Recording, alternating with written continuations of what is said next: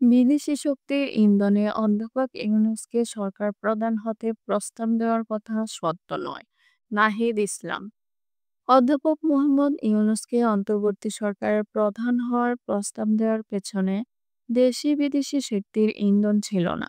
জাতীয় নাগরিক পার্টির এনসিপির আহ্বায়ক নাহিদ ইসলাম আজ রোববার আন্তর্জাতিক অপরাধ ট্রাইব্যুনাল-১ এর জেরার জবাবে একথা বলেন। এই মামলার পলাতক আসামি শেখ হাসিনা ও আসাদুজ্জামান খানের পক্ষে রাষ্ট্রনিযুক্ত আইনজীবী মোহাম্মদ আমির হোসেন জেরা করেন নাহিদ ইসলামকে। জেরার জবাবে ট্রাইব্যুনালে নাহিদ ইসলাম বলেন, দেশি-বিদেশি শক্তির ইন্ধন ছিল বিধায় তারা অধ্যাপক মোহাম্মদ ইউনূসকে অন্তর্বর্তী সরকারের প্রধান হওয়ার প্রস্তাব দিয়েছিলেন। একথা সত্য নয়। জুলাই গণঅভ্যুত্থানের সময় মানবতাবিরোধী অপরাধের ঘটনায় ক্ষমতাচ্যুত প্রধানমন্ত্রী শেখ হাসিনা সহ ৩ আসামির বিরুদ্ধে করা মামলার ৪৭তম সাক্ষী হিসেবে নাহিদ ইসলামের সাক্ষ্য গ্রহণ আজ রোববার শেষ হয়েছে।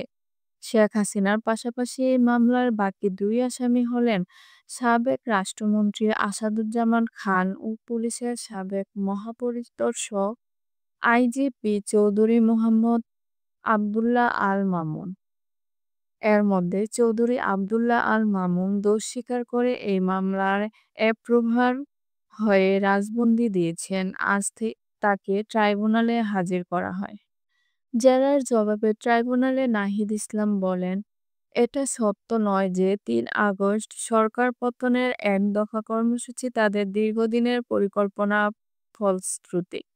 এতও সত্য নয় যে তাদের আন্দোলনের পেছনে দেশি-বিদেশি শক্তির হাত ছিল। দেশি-বিদেশি শক্তির ইন্ধন ছিল বিধায় তারা অধ্যাপক মোহাম্মদ ইউনূসকে অন্তর্বর্তী সরকারের প্রধান হওয়ার প্রস্তাব দিয়েছিলেন। একথা সত্য নয়।